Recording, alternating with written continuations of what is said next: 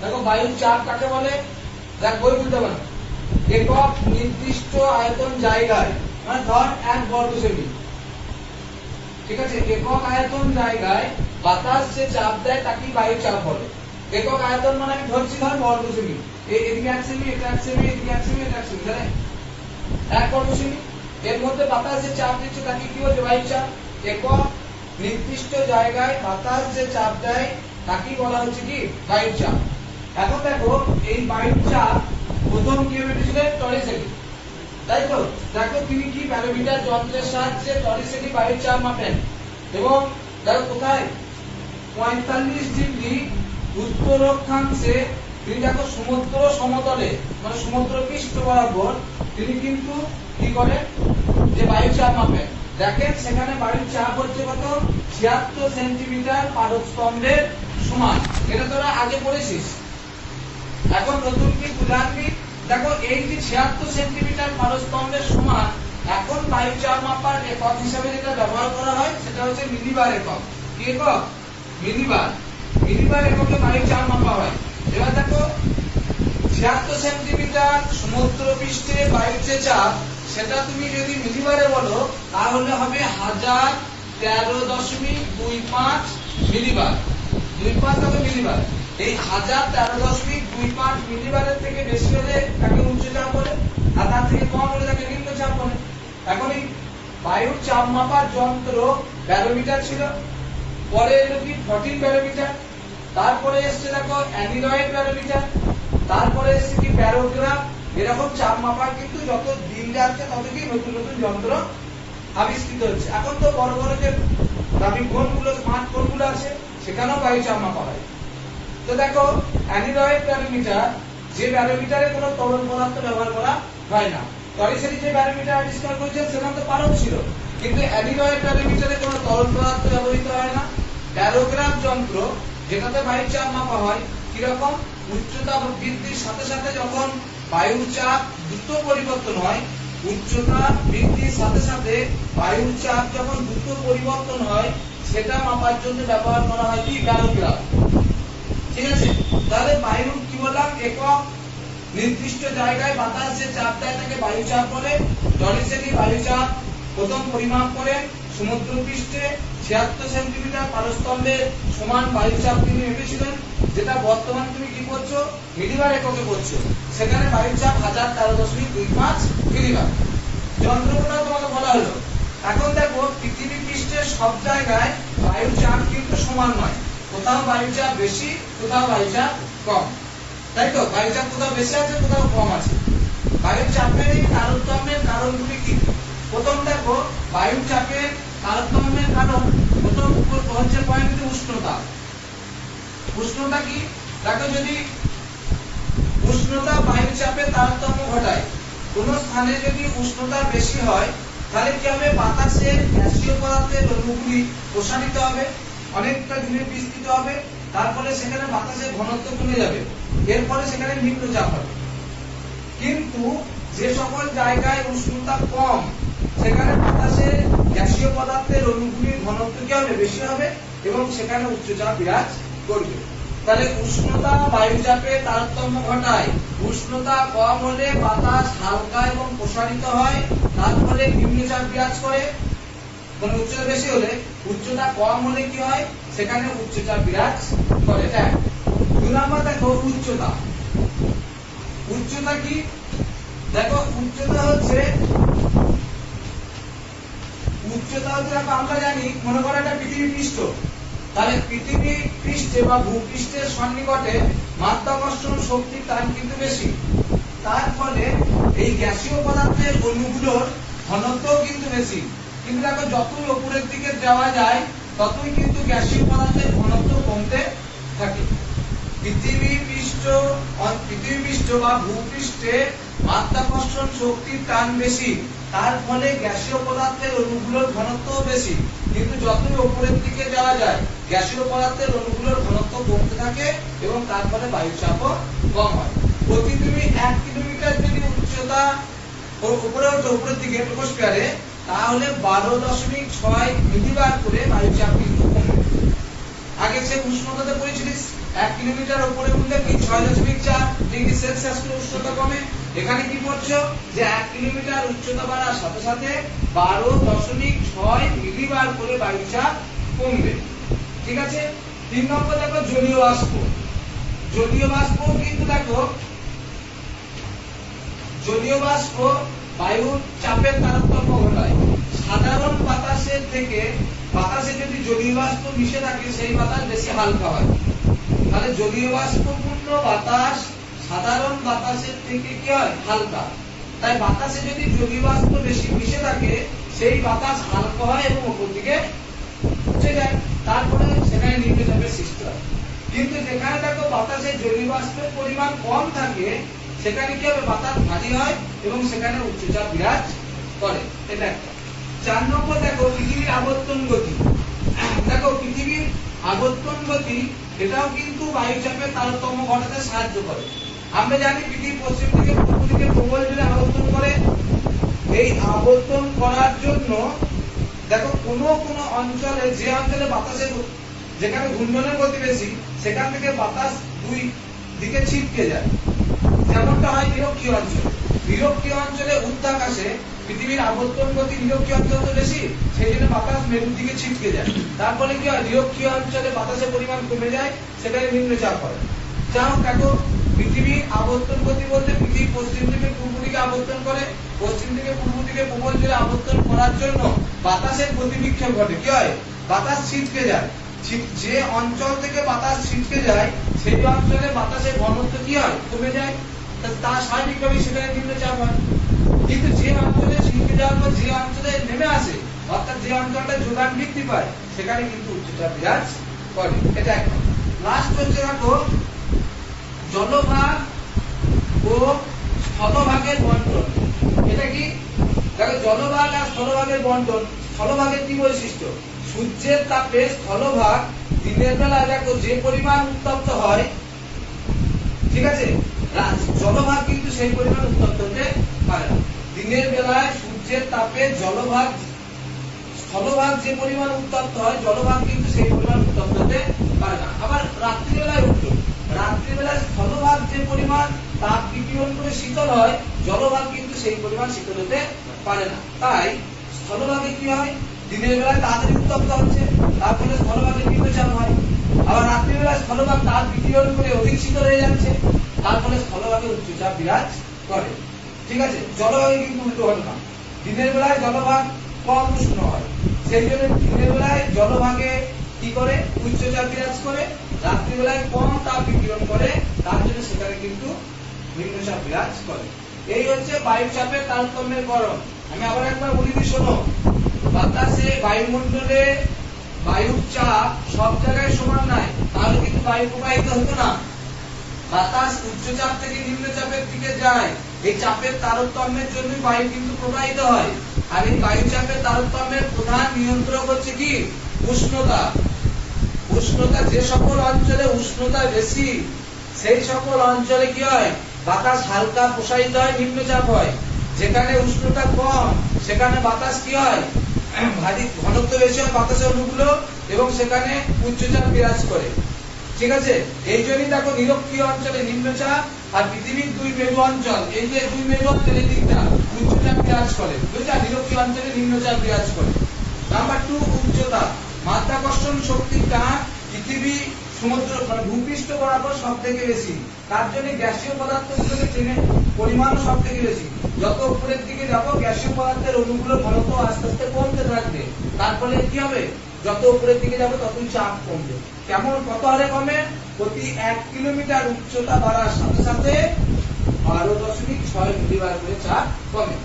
3 নম্বর জলীয় বাষ্প। জলীয় বাতাসে দেখো জলীয় বাষ্প তো বায়ুমণ্ডলে মিশে থাকে। বাতাসে দেখো যে জায়গায় বাতাসে জলীয় বাষ্পের পরিমাণ বেশি সেই জলীয় বাষ্পপূর্ণ বাতাস সাধারণ বাতাসের থেকে হালকা, সেই জন্য বাতাসে জলীয় বাষ্প বেশি থাকলে জলীয় বাষ্পপূর্ণ বাতাস হালকা হয়ে উপরে ওঠে, সেখানে নিম্নচাপ সৃষ্টি হয়। কিন্তু যেখানে বাতাসে জলীয় বাষ্প কম থাকে সেখানে বাতাস ভারী, সেখানে উচ্চচাপের সৃষ্টি হয়। 4 নম্বর পৃথিবী আবর্তন গতি বললাম। পৃথিবী পশ্চিম থেকে পূর্ব দিকে আবর্তন করছে, যাই হোক পশ্চিম থেকে পূর্ব দিকে আবর্তন করার জন্য এই প্রচন্ড জোরে আবর্তন করলে ঊর্ধ্বাকাশে বায়ুমণ্ডল বায়ু কি হয় ছিটকে যায়, কোন অঞ্চল থেকে বায়ু ছিটকে যায়, যে অঞ্চল থেকে ছিটকে যায় সেখানে বাতাসের পরিমাণ কি হয় কমে যায়, বায়ুর পরিমাণটা কমে যায়, তারপরে সেখানে নিম্নচাপের সৃষ্টি হয়। কিন্তু যে অঞ্চলে বায়ু নেমে আসে ওই ছিটকে গিয়ে নেমে আসছে সেখানে উচ্চচাপের সৃষ্টি হয়। যেমন নিরক্ষীয় অঞ্চল থেকে ছিটকে যায় বলে নিরক্ষীয় অঞ্চলে নিম্নচাপ হয়, কিন্তু কর্কটীয় এবং মকরীয় অঞ্চলে নেমে আসে সেই জন্য ওখানে উচ্চচাপ হয়। ওটা আমরা পরে বলছি আবার। আর একটা হচ্ছে জলভাগ এবং স্থলভাগের বন্টন। লাস্ট জলভাগ এবং স্থলভাগ দেখো বায়ুচাপে তারতম্য ঘটায়। স্থলভাগ দিনের বেলায় সূর্যের তাপে কি হয় তাড়াতাড়ি উত্তপ্ত হয়, রাত্রিবেলায় তাড়াতাড়ি তাপ বিকিরণ করে শীতল হয়ে যায়। তারপরে স্থলভাগে দিনের বেলায় নিম্নচাপ বিরাজ করে, রাত্রিবেলায় উচ্চচাপ হয়। জলভাগে উল্টো, জলভাগে কি হয় দিনের বেলায় সেই পরিমাণ উত্তপ্ত হতে পারে না, আবার রাত্রিবেলায় তাপ বিকিরণ করে শীতল হতে পারে না। তাই দিনের বেলায় কি হয় স্থলভাগে উচ্চচাপ বিরাজ করে, আর জলভাগে কি হয় রাত্রিবেলায় নিম্নচাপ বিরাজ করে। এই কারণে এইগুলি হচ্ছে বায়ুচাপের তারতম্যের কারণ। মাধ্যমিকে এই প্রশ্ন যদি আসে তো 3 নম্বরের আসতে পারে। ঠিক আছে, স্টপ করি। চাপ বলয় আমরা দেখো আবার আজকে পড়াবো পৃথিবীতে মোট 60টা চাপ বলয় আছে। এটা কিন্তু মাধ্যমিকে ইম্পর্টেন্ট। দেখো চাপ বলয়গুলো কি কি।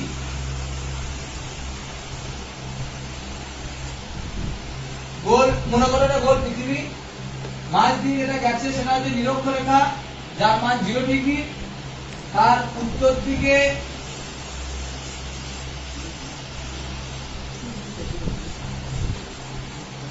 5 ডিগ্রি উত্তর, নিচের দিকেও 5 ডিগ্রি দক্ষিণ।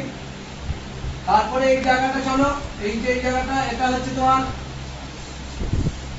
এটা কি 25 ডিগ্রি উত্তর থেকে 35 ডিগ্রি উত্তর। তারপরে এটা গেল, এটা হচ্ছে তোমার 60 ডিগ্রি থেকে 70 ডিগ্রি। তারপরে এই উপরেরটা হচ্ছে 80 থেকে 90 মেরুবিন্দু। তো আবার নিচের দিকে এরকমই এই যে জায়গাটা এটা 25 থেকে 35, তার নিচেরটা হচ্ছে দেখো 60 ডিগ্রি থেকে 70 ডিগ্রি, আর তার নিচে এই যে এটা 80 থেকে 90 ডিগ্রি অর্থাৎ মেরুবিন্দু পর্যন্ত। দেখো পৃথিবীতে দেখো মোট 7টা চাপ বলয় আছে। ঠিক আছে, দেখো কি কি। প্রথমত এটা হচ্ছে নিরক্ষীয় নিম্নচাপ বলয়, নিরক্ষীয় নিম্নচাপ বলয়। এবার দেখো আমরা কাকে বলে বলবো এটা সম্বন্ধে। নিরক্ষরেখার উভয় দিকে 5 ডিগ্রি উত্তর এবং 5 ডিগ্রি দক্ষিণ অক্ষরেখার মধ্যবর্তী অঞ্চলে যে চাপ বলয় অবস্থান করে তাকে নিরক্ষীয় নিম্নচাপ বলয় বলে। কি বললাম, নিরক্ষরেখার উভয় দিকে 5 ডিগ্রি উত্তর এবং 5 ডিগ্রি দক্ষিণ অক্ষরেখার মধ্যবর্তী অঞ্চলে যে চাপ বলয় বিরাজ করে তা অবস্থান করে তাকে নিরক্ষীয় নিম্নচাপ বলয় বলে। তাহলে তোমাকে কি করতে হবে, পয়েন্ট করতে হবে। প্রথম নিরক্ষীয় নিম্নচাপ বলয় লিখলে, তারপরে কাকে বলে তা বললে, অবস্থানের উপর ভিত্তি করে কাকে বলে বললে। এবার তোমাকে বলতে হবে একটা পয়েন্ট সৃষ্টির কারণ, যে এখানে নিম্নচাপ হলো কেন। এখানে তাহলে প্রথম কারণ হচ্ছে যে সূর্য নিরক্ষীয় অঞ্চলে কি হয় সারা বছরই লম্বভাবে কিরণ দেয়। বাতাস তাই কি হয় গরম হয়, হালকা হয়, উপর দিকে উঠে যায়। তাহলে নিরক্ষীয় অঞ্চলে সূর্য তো লম্বভাবে কিরণ দেয়, তাহলে বাতাস গরম হয়, হালকা হয়, উপর দিকে উঠে যায়। তার ফলে নিরক্ষীয় অঞ্চলে বাতাসের পরিমাণ অনেক কমে যায়। এই কারণে নিরক্ষীয় অঞ্চলে কিন্তু কি হয় নিম্নচাপের সৃষ্টি হয়। এটা 1 নম্বর কারণ। 2 নম্বর কারণ দেখো শোনো, 2 নম্বর কারণ হচ্ছে পৃথিবীর নিরক্ষীয় অঞ্চলে কিন্তু পৃথিবী প্রচন্ড জোরে আবর্তন করছে। এই আবর্তনের বেগ কিন্তু নিরক্ষীয় অঞ্চলেই সব থেকে বেশি, এই অঞ্চলেই সব থেকে বেশি। আমরা 9-এ পড়েছিলাম 1670 কিলোমিটার বেগ। এই নিরক্ষীয় অঞ্চলে সব থেকে আবর্তনের বেগ বেশি। এবার দেখো বাতাস গরম হয়, হালকা হয়, উপরে উঠে যায়। ঊর্ধ্বাকাশে কি ঘটে, এই নিরক্ষীয় অঞ্চলের ঊর্ধ্বাকাশে পৃথিবী প্রচন্ড জোরে আবর্তন করে বলে বাতাস কি হয় নিরক্ষীয় অঞ্চলের থেকে মেরুর দিকে ছিটকে যায়। নিরক্ষীয় অঞ্চল থেকে বাতাস উপরের আকাশে মেরুর দিকে ছিটকে যায়। তখন মেরুর দিকে ছিটকে যাওয়ার জন্য, তাহলে যদি নিরক্ষীয় অঞ্চল থেকেই তো বাতাস মেরুর দিকে ছিটকে যাচ্ছে, তার জন্য নিরক্ষীয় অঞ্চলে বাতাসের পরিমাণ কমে যায়। এই কারণে নিরক্ষীয় অঞ্চলে নিম্নচাপের সৃষ্টি হয়। তো আমি দেখো ভালো করে বলে দিই যে নিরক্ষরেখার উভয় দিকে 5 ডিগ্রি উত্তর এবং 5 ডিগ্রি দক্ষিণের মধ্যবর্তীকে মধ্যবর্তী অঞ্চলকে নিরক্ষীয় নিম্নচাপ বলয় বলে। সৃষ্টির কারণ কি? 1 নম্বর পয়েন্ট, সূর্য সারা বছর নিরক্ষীয় অঞ্চলে লম্বভাবে কিরণ দেয়, ফলে টেম্পারেচার খুব বেশি হয়, বাতাস হালকা উপর দিকে উঠে যায়, এই জন্য নিম্নচাপ হয়। নাম্বার 2, নিরক্ষীয় অঞ্চলে পৃথিবীর আবর্তন গতিবেগ বেশি, তাই ঊর্ধ্বাকাশে বাতাস কি হয়, নিরক্ষীয় অঞ্চল থেকে মেরুর দিকে ছিটকে যায়। এই ব্যাপারটা বুঝতে হবে, নাহলে বাকিগুলো বুঝতে পারবে না। নিরক্ষীয় অঞ্চল থেকে মেরুর দিকে ছিটকে যায়, এর ফলে নিরক্ষীয় অঞ্চলে বাতাসের পরিমাণ কমে যায় এবং নিরক্ষীয় অঞ্চলে নিম্নচাপের সৃষ্টি হয়। এটা নাম্বার 2 হচ্ছে কর্কটীয় উচ্চচাপ বলয়, আর নিচেরটা হচ্ছে মকরীয় উচ্চচাপ বলয়। এখন এই কর্কটীয় আর মকরীয় কি বলবো? একটাই পয়েন্ট করবো, কর্কটীয় ও মকরীয় উচ্চচাপ বলয়। পয়েন্ট হয়ে গেল। এবার আমরা বলবো নিরক্ষরেখার উভয় দিকে 25 থেকে 35 ডিগ্রি, অক্ষরেখার মধ্যবর্তী অঞ্চলে উভয় দিকে, এটাও আবার এটাও, নিরক্ষরেখার উভয় দিকে 25 থেকে 35 ডিগ্রি, অক্ষরেখার মধ্যবর্তী অঞ্চলে যে চাপ বলয় অবস্থান করে তাকে উত্তর গোলার্ধে কর্কটীয় উচ্চচাপ বলয় এবং দেখো দক্ষিণ গোলার্ধে মকরীয় উচ্চচাপ বলয় বলা হয়। দেখো বুঝতে পারি ব্যাপারটা? তাহলে উত্তর গোলার্ধে কর্কটীয় উচ্চচাপ বলয়, দক্ষিণ গোলার্ধে মকরীয় উচ্চচাপ বলয়। এখন সেটা পয়েন্ট কি? সৃষ্টির কারণ। সৃষ্টির কারণে 1 নম্বর বলতে হবে কিভাবে সৃষ্টি হয়েছে উচ্চচাপ। এই যে বলছিলাম নিরক্ষীয় অঞ্চল থেকে বাতাস যখন মেরুর দিকে ছিটকে যায়, মেরুর দিকে ছিটকে যাচ্ছে, এদিকেও যাচ্ছিল, তাই নিরক্ষীয় অঞ্চল থেকে বাতাস মেরুর দিকে ছিটকে যাওয়ার সময় 25 থেকে 35 ডিগ্রি অক্ষরেখা বরাবর দিয়ে বাতাস উপর থেকে নিচের দিকে নেমে আসে। ভালো করে বোঝো, নিরক্ষীয় অঞ্চল থেকে বাতাস যখন মেরুর দিকে যাচ্ছিল তখন 25 থেকে 35 ডিগ্রি অক্ষরেখা বরাবর বাতাস কি হয়, নিচের দিকে নেমে আসে। তা নিচের দিকে নেমে কি হবে? সেখানে এই অঞ্চলে বাতাসের পরিমাণটা বেড়ে যাবে, বাতাসের পরিমাণ বেড়ে গেলে কি হবে, উচ্চচাপের সৃষ্টি হবে। এটা একটা। নাম্বার 2, এই যে জায়গাটা, এটাকে বলে মেরুবৃত্ত প্রদেশ। এটা মেরুবৃত্ত প্রদেশ। এই মেরুবৃত্ত প্রদেশীয় অঞ্চল থেকেও বাতাস কিন্তু এই ছিটকে এদিকে আসে। সেই বাতাসটার কারণেও কিন্তু এখানে বাতাসের যোগান বেড়ে যায়, তারপরে উচ্চচাপের সৃষ্টি হয়। হলো 3 নম্বরটা দেখো, এই যে এই অঞ্চলটা, এটার নাম হচ্ছে সুমেরু বৃত্ত প্রদেশীয় নিম্নচাপ বলয়। নিচেরটা কি? সুমেরু বৃত্ত প্রদেশীয় নিম্নচাপ বলয়। এবার দেখো তোমরা নিজেরাই সঙ্গে বলতে পারবো। ঠিক আছে, কি বলবো বলো? তোমরা কি বলবো? সুমেরু এবং কুমেরু বৃত্ত প্রদেশীয় নিম্নচাপ বলয়। কি বলবো? পৃথিবীর উত্তর ও দক্ষিণ দিকে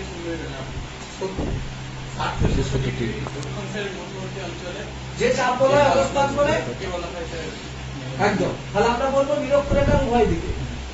আগের মতনই বলছি, নিরক্ষরেখার উভয় দিকে 60 ডিগ্রি থেকে 70 ডিগ্রি, অক্ষরেখার মধ্যবর্তী অঞ্চল যে চাপ বলয় অবস্থান করে তা উত্তর গোলার্ধে সুমেরু বৃত্ত প্রদেশীয় নিম্নচাপ বলয়, আর দক্ষিণ গোলার্ধে কুমেরু বৃত্ত প্রদেশীয় নিম্নচাপ বলয় নামে পরিচিত।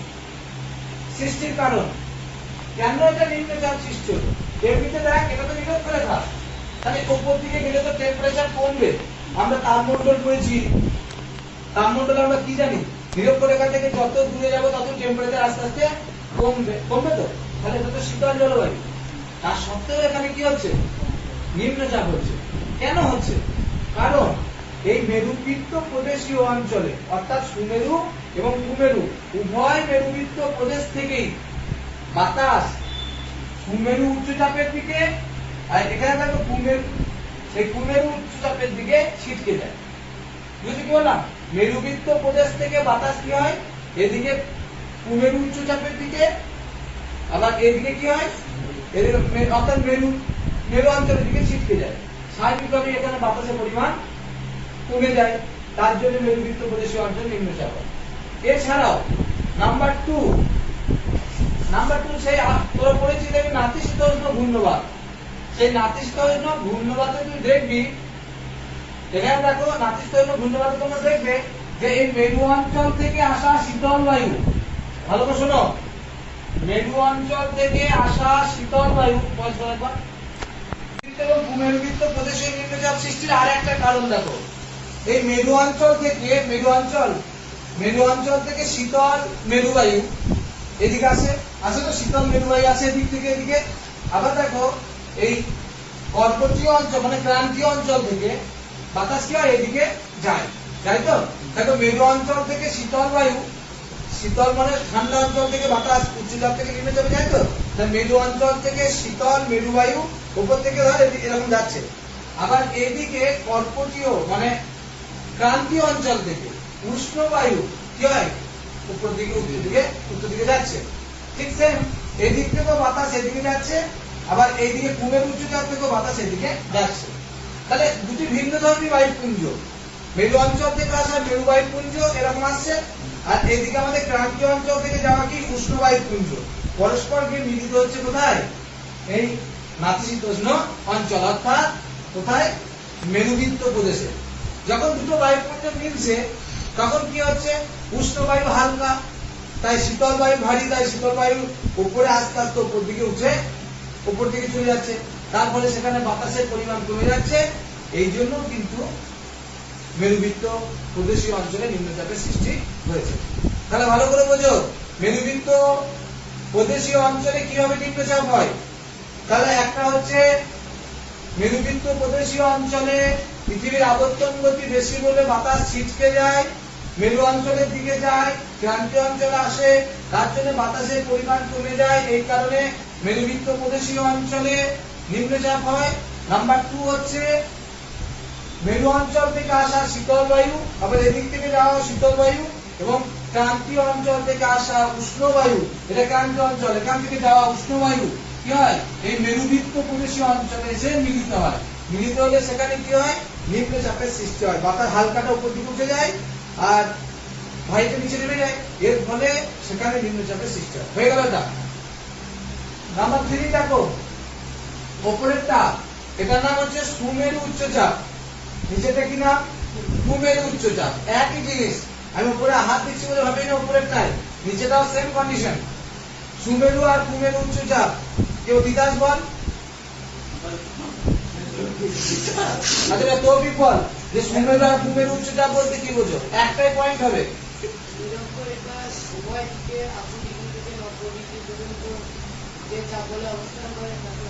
তা উত্তর গোলার্ধে সুমেরু উচ্চচাপ এবং দক্ষিণ গোলার্ধে কুমেরু উচ্চচাপ নামে পরিচিত, তাই তো? তাহলে নিরক্ষরেখার উভয় দিকে দেখাও 80 ডিগ্রি থেকে 90 ডিগ্রি পর্যন্ত এদিকেও তাই, এই অঞ্চলটাকে উত্তর গোলার্ধে সুমেরু উচ্চচাপ, দক্ষিণ গোলার্ধে কুমেরু উচ্চচাপ বলে। এবার আমরা পয়েন্ট করব কি, এক পয়েন্ট সৃষ্টির কারণ। সৃষ্টির কারণে প্রথম আমরা জানি সূর্যরশ্মি এখান থেকে যা কিরণ দিচ্ছে, তাহলে এখানে কি হবে, তির্যক হবে। আমরা জানি সূর্যরশ্মি মেরু অঞ্চলে সারা বছরই তির্যক ভাবে কিরণ দেয়। আবার প্রায় 6 মাস কি হয়, মেরু অঞ্চল অন্ধকার থাকে, তাই প্রচন্ড ঠান্ডা হয়, প্রচন্ড ঠান্ডায় বাতাস সংকুচিত হয়, এর ফলে উচ্চচাপের সৃষ্টি হয়। এটা 1 নম্বর কারণ। উচ্চচাপের 1 নম্বর কারণ কি, যে মেরু অঞ্চলে সূর্যরশ্মি সারা বছর কি হয়, তির্যক ভাবে কিরণ দিচ্ছে এবং বছরের প্রায় 6 মাস অন্ধকারাচ্ছন্ন থাকে, এর ফলে প্রবল শৈত্যতার জন্য এখানে উচ্চচাপের সৃষ্টি হয়। নাম্বার 2 কি, মেরুবৃত্ত প্রদেশ মানে এদিক থেকে এদিকে আবার এদিক থেকে এদিকে, মেরুবৃত্ত প্রদেশ থেকে বাতাস ছিটকে গিয়ে মেরু অঞ্চলের দিকে যায়, যে কারণের জন্য সুমেরু এবং কুমেরু উভয় অঞ্চলে বাতাসের যোগান বাড়ে এবং উচ্চচাপের সৃষ্টি হয়। অর্থাৎ পৃথিবীর চাপ বলয় ইম্পর্টেন্ট, পরীক্ষায় করতে পারে পৃথিবীর চাপ বলয় সম্বন্ধে লেখো। তাহলে তোমাকে চাপ বলয় তো 7টা ভাগে বিভক্ত, কিন্তু 7টাকে ভাগ করে আলাদা করে 7টা পয়েন্ট করার প্রয়োজন নাই, 4টে পয়েন্ট করলেই হবে। প্রথমেই দেবে নিরক্ষীয় নিম্নচাপ বলয়, কাকে বলে বললে সৃষ্টির কারণ দুটো বললে। 2 নাম্বার কি, কর্কটীয় ও মকরীয় উচ্চচাপ বলয়, কাকে বলে বললে সৃষ্টির কারণ বললে সুমেরুবৃত্ত প্রদেশীয় ও কুমেরুবৃত্ত প্রদেশীয় অঞ্চল।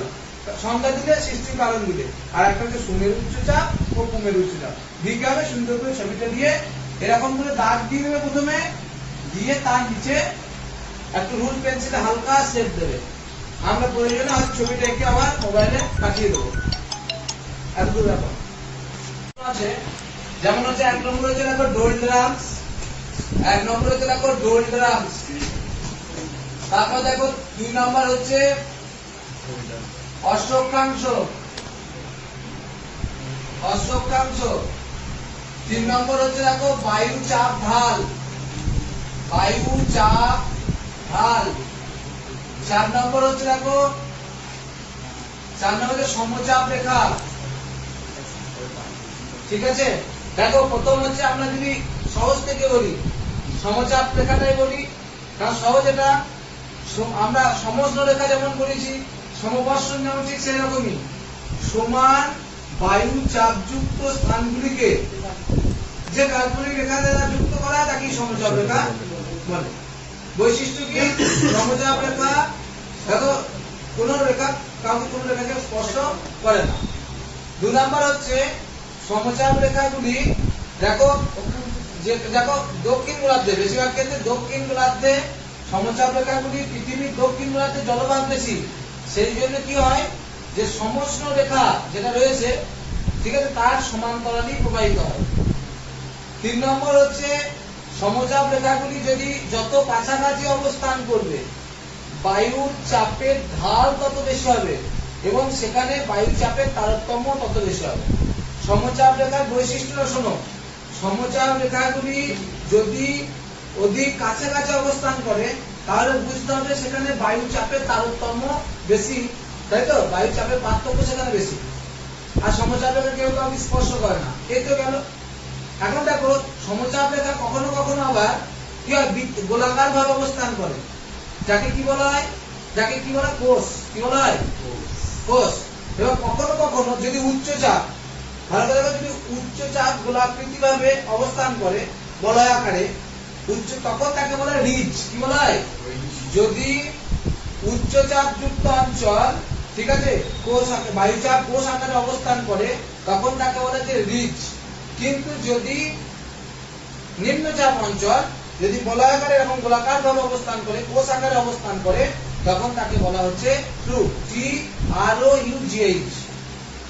ঠিক আছে, এবার দেখো আমরা বলি বায়ুচাপ ঢাল কি। ধরো বায়ুচাপ ঢাল হচ্ছে সমচাপ যে রেখাগুলি আছে, একটা সমচাপ রেখা, একটা সমচাপ রেখা, এরকম রেখা নিচে অনেক রেখা আছে। সমচাপ রেখা বরাবর যদি উচ্চচাপ থেকে নিম্নচাপ অঞ্চলের দিকে, উচ্চচাপ অঞ্চল থেকে কি বললাম, নিম্নচাপ অঞ্চলের দিকে উলম্ব কোন রেখা টানা হয়, সমচাপ রেখা বরাবর উচ্চচাপ থেকে নিম্নচাপের দিকে যদি উলম্ব কোন রেখা টানা হয়, তাহলে প্রতি একক দূরত্বে বায়ু চাপের যে পার্থক্য তাকেই বায়ু চাপের ঢাল বলে। এটা একটু মুখস্থ করতে হবে। কি বললাম, সমচাপ রেখাগুলি সঙ্গে যেখানে উচ্চচাপ থেকে নিম্নচাপ অঞ্চলের মধ্যে যদি উলম্ব রেখা টানা হয়, তাহলে প্রতি একক দূরত্বে বায়ুচাপের যে পার্থক্য তাকেই বায়ুচাপ ঢাল বলে। বায়ুচাপের ঢাল যদি বেশি হয় সেক্ষেত্রে কি হবে, সেক্ষেত্রে বায়ুর গতিবেগ বাড়বে। বায়ুচাপের ঢাল যদি কম হয় সেক্ষেত্রে বায়ুর গতিবেগ কমবে। 3 নম্বরে দেখো অশ্বক্ষাংশ, এই গোল পৃথিবী। এবার দেখো সেই চাপ বলে একটু আগে বললাম, উপরের দিকে 25 থেকে 35 ডিগ্রি, আবার নিচের দিকে দেখো 25 থেকে 35 ডিগ্রি। এবার আমরা বলি নিরক্ষরেখার উভয় দিকে 25 থেকে 35 ডিগ্রি অক্ষাংশ যুক্ত অঞ্চল, অর্থাৎ কর্কটীয় এবং মকরীয় অঞ্চলকেই কি বলা হয়, অশ্বক্ষাংশ। কি বলা হয়, অশ্বক্ষাংশ। এবার দেখো অশ্বক্ষাংশের কারণ কি, কারণ অশ্বক্ষাংশ সৃষ্টির কারণ হচ্ছে এই অঞ্চলে একটু আগেই বললাম যে নিরক্ষীয় অঞ্চল থেকে বাতাস কি হয়, এই 25 থেকে 35 ডিগ্রি অক্ষরেখা বরাবর বাতাসটি কি হয়, নিচের দিকে কি হয়, নেমে আসে। নেমে আসে তো, এবার তুই ভাব উপর থেকে বাতাস এরকম বেশিরভাগ বাতাসটা নিচে নেমে আসছে, তাহলে এই অঞ্চলে সেই কারণে অনুভূমিক ভাবে বায়ু প্রবাহিত হয় না। ভালো করে বোঝো, নিরক্ষীয় অঞ্চলে কি হয়েছিল? নিরক্ষীয় অঞ্চলে নিচে থেকে উপর দিকে ওঠে, আর এই যে 25 থেকে 35 কর্কটীয় আর নিচেটা মকরীয়, এই অঞ্চলে কি হয়? উপর থেকে বাতাস নিচের দিকে আসে। তার ফলে এই অঞ্চলে বাতাসের অনুভূমিক প্রবাহ তেমন একটা লক্ষ্য করা যায় না। সেই জন্য এখানে কোনো জাহাজ বা কিছু গেলে কি হয়? থেমে যায়। এই অবনমিত অঞ্চলকে অশ্বক্ষাংশ বলে। নামকরণের কারণ, ইউরোপ থেকে পশ্চিম ভারতীয় দ্বীপপুঞ্জ এবং আমেরিকায় জাহাজ যাওয়ার সময় কোন এক সময় এই পথ ধরে জাহাজ যাওয়ার সময় জাহাজের গতি অবরুদ্ধ হয়ে গেছে, জাহাজের গতি কমে গিয়েছিল বা জাহাজ থেমে গিয়েছিল। তখন জাহাজের মধ্যে অনেক ঘোড়া ছিল, জাহাজের মধ্যে তখন পানীয় জল এবং খাদ্য সংকট এড়ানোর জন্য জাহাজের মধ্যে থাকা মানুষগুলো কি করেছিল? ঘোড়াগুলোকে সমুদ্রে ফেলে দিয়েছিল। তাই এই ঘটনাটাকে স্মরণীয় করার জন্য এই অঞ্চলটাকে অশ্বক্ষাংশ হলো। তাহলে কর্কটীয় মকরীয় অঞ্চলে এই ঘটনা। এবার আমরা আসি ডোলড্রামস। ডোলড্রামস দেখো, এটাও ঠিক একই ঘটনা। নিরক্ষরেখার উভয় দিকে, এটা মনে করো পৃথিবীর মাঝ দিয়ে, এটা হচ্ছে নিরক্ষরেখা। নিরক্ষরেখার উভয় দিকে 5 ডিগ্রি উত্তর এবং 5 ডিগ্রি দক্ষিণ, 5 ডিগ্রি উত্তর এবং 5 ডিগ্রি দক্ষিণ। অক্ষরেখার মধ্যবর্তী অঞ্চলে কি হয়? মধ্যবর্তী অঞ্চলকে ডোলড্রামস বলে। তারপরে কি বলবে? সৃষ্টির কারণ। এটা হচ্ছে একই কথা। সূর্যরশ্মি সারা বছর লম্বভাবে কিরণ দেয়, বাতাস গরম হয়, হালকা হয় উপর দিকে। এর ফলে এই অঞ্চলে বাতাসে কোনো অনুভূমিক প্রবাহ লক্ষ্য করা যায় না। বাতাস অনুভূমিক ভাবে এই অঞ্চলে প্রবাহিত হয় না। ঠিক আছে? এবার নামকরণ। কোন এক সময় বণিকরা এই অঞ্চল দিয়ে যাওয়ার সময় এদেরও সেই একই কন্ডিশন। জাহাজ কি হয়েছিল? অবরুদ্ধ, জাহাজের গতি কমে গিয়েছিল, অবরুদ্ধ হয়েছে। তখন সেই বণিকরা এই অঞ্চলটার নাম দিয়েছিল ডোলড্রামস। এটা একটা বণিক বা নাবিকদের একটা পারিভাষিক শব্দ। ঠিক আছে? এই অঞ্চলটা হচ্ছে ডোলড্রামস নামে পরিচিত। এই যে ব্যাপার, এদের মধ্যে একটুখানি কঠিন যদি বলিস, সেটা হচ্ছে বায়ুচাপের ঢালের কথাটা। বাকি আমার তো কোনো কঠিন কিছু মনে হয়নি, চ্যাপ্টার তো হয়ে গেল সব। তো এই চ্যাপ্টার কোশ্চেন টোটাল একবার কাট। তারপর প্রথম হচ্ছে দেখো, একটা হচ্ছে বায়ু প্রবাহ আর বায়ু স্রোত, দুটো পার্থক্য আছে।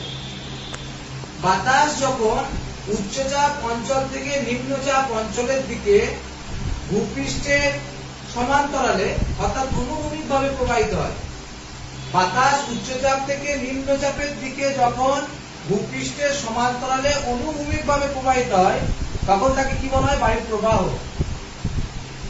এই যে আমাদের ঝড় আসছে, এগুলো বায়ু প্রবাহ। কিন্তু বায়ু স্রোত কোনটা? নিরক্ষীয় অঞ্চলে যেটা হচ্ছে, যেটা ডোলড্রাম সেখানে হলো, অশ্বক্ষাংশ যেখানে হলো, বাতাস সেখানে গরম হয়, হালকা হয়, কি হয়? উপরে উঠে যায়। আবার উপরে উঠে যাচ্ছে, তো তাহলে তাকে উপরে উঠছে। আবার কর্কটীয় অঞ্চলে কি উপর থেকে বাতাস নিচে নামছে। অর্থাৎ বাতাস নিচে থেকে উপরে ওঠা বা উপর থেকে নিচে নামা, এই যে উলম্ব ভাবে প্রবাহ, এটাকে বায়ু প্রবাহ বলে না, এটাকে বলে বায়ু স্রোত। তাহলে বায়ু প্রবাহ আর বায়ু স্রোত বোঝা গেল। বায়ু প্রবাহ অনুভূমিক আর বায়ু স্রোত হচ্ছে উলম্ব। আর এই বায়ু স্রোতের জন্যই কিন্তু ডোলড্রামস অর্থাৎ নিরক্ষীয় অঞ্চলে ডোলড্রামসের সৃষ্টি হয়েছে। নিরক্ষীয় অঞ্চলকে ডোলড্রামস বলা হয়। আবার ওই কর্কটীয় মকরীয় অঞ্চলে অশ্বক্ষাংশের সৃষ্টি হয়েছে। এরপরে একটা 2 নম্বর প্রশ্ন আছে, সেটা হচ্ছে বায়ুচাপ পক্ষ কি? বায়ুচাপ পক্ষ দেখো, আমরা জানি পৃথিবীর দক্ষিণ গোলার্ধে জলভাগের পরিমাণ বেশি। গোটা পৃথিবীর দক্ষিণ গোলার্ধে কি হয়? সমুদ্রের পরিমাণ বেশি, কিন্তু উত্তর গোলার্ধে স্থলভাগের পরিমাণ বেশি। তাই পৃথিবীর দক্ষিণ গোলার্ধে সমচাপ রেখাগুলি প্রায় সমানভাবে অবস্থান করে। ভালো করে শোনো কি বলছি।